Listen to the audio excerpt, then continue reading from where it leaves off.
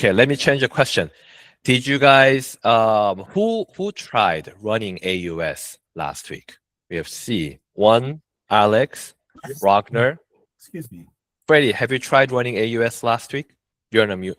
Oh, sorry. No, I have not. I was on mute on both. Okay. Yeah. Well, Brenda's available to do a quick 5 to 10 minute rundowns of how to connect the credit report agencies through Calyx Point and running AUS using the Fannie Mae's login ID and password. This ID will allow us to run yes or no. Freddie Mac, on the other hand, when you ran the AUS on the Fannie and when you want to run Freddie Mac, let our processing team know. It's a couple clicks away. Okay. Freddie Mac's account is given only to the account admins at this time. They're not giving to each individuals. So by the time, until we have specific login credentials, then let's streamline it that way. Fannie on the MLO's end, Freddie Mac's on our processing's end for now. I know rates are going up, right? But one day it will go down. I expect it to go down a little bit sooner than later. So I don't know. How many of us are using the ERP Prospect?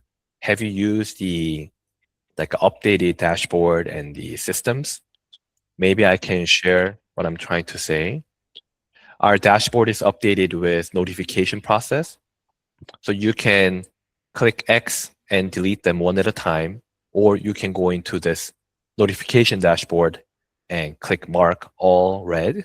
In order for you to do so and get instant notification from your web browser or your phone, you can change notification settings. And when your notification setting on your browser is not on, then on the upper left corner, you'll be able to see notification settings. You can reset the permissions, or you can turn it off or on, depending on how you want to do it. But if you do it, the computer will notify you when there's a comment on the file. And you can also click mark all red to eliminate all these notifications. And second, the quick links that we had is now shifted to the bottom right corner. All the Loan Sifter daily report, the training modules are all here. And these calendars, we are updating at this time. If you have multiple files, remember the TRID timelines and deadlines that we talked about, all the funding files that we talked about is on this calendar board. We're going to update it so that you have more specific guidelines and timeline. So you can sync your Google Calendar on it or click holiday leaves. So we're going to let you know when there's specific things are finalized. You can create event on it. You can tag team members, set the time, and you can put the meetings. You can put the Google Meet link in here to communicate. This is to create, I guess, better communication channels. And when you have received, let's say, GChat doesn't have any in-read messages. So later on, when the system is finalized, then the utmost detail-oriented communications will be done through our systems. So you can send messages, receive messages, send notifications, put an urgent, immediate signs on the task that you're assigning. So the assigned individuals on the file can receive a notification right away. And when this is the file, you can expect who you need to talk to, who you need to direct the file to get the up-to-date information. I'll share more when we have any tangible update.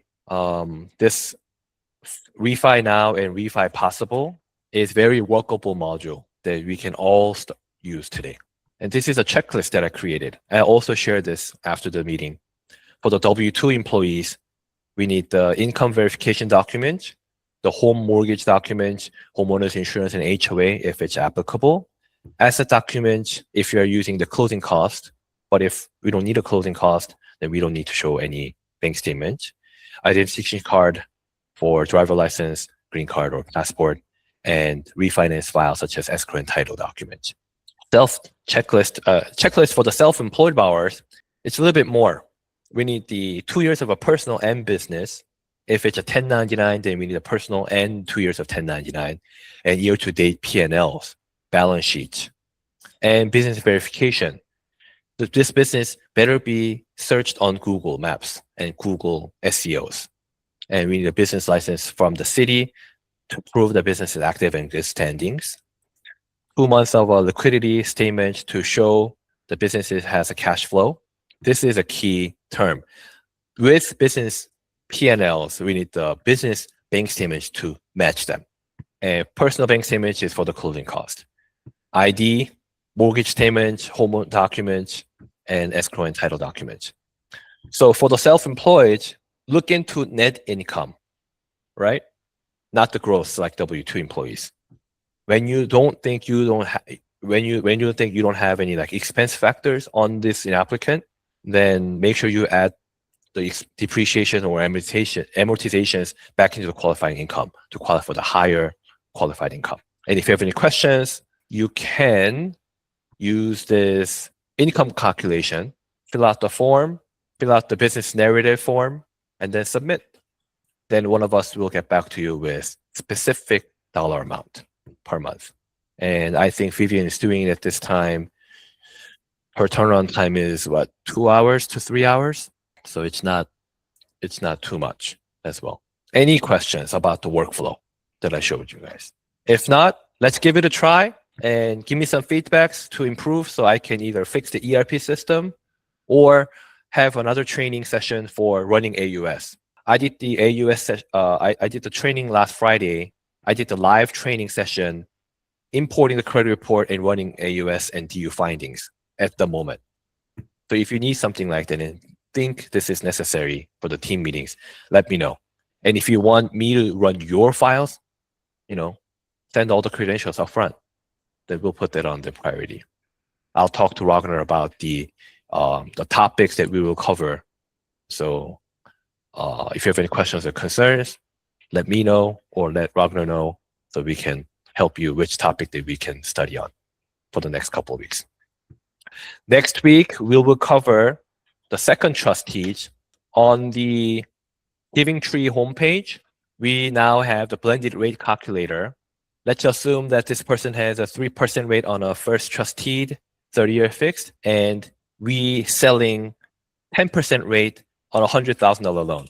And we have to make them believe that cash out refinance is inferior than second trustee. Let's up it to $200,000, make it realistic. $600,000 cash out at 6.5%. Blended rate, combined first and second payment is better than new first trustee. We are helping the clients to save at least $346 a month by doing this. We will talk about second trustee product for HELoan and HELOC using the alternative documents, P&Ls, 1099s, bank statements, or 1-year tax returns. That just doesn't make sense or didn't make sense before. We have the product. We're going to deep dive how to qualify and how much we can give them in breakdowns. So don't miss it. Please show up on time and we'll start right away. It's going to be a little bit longer than the regular meeting times. So we will cover that part. Okay.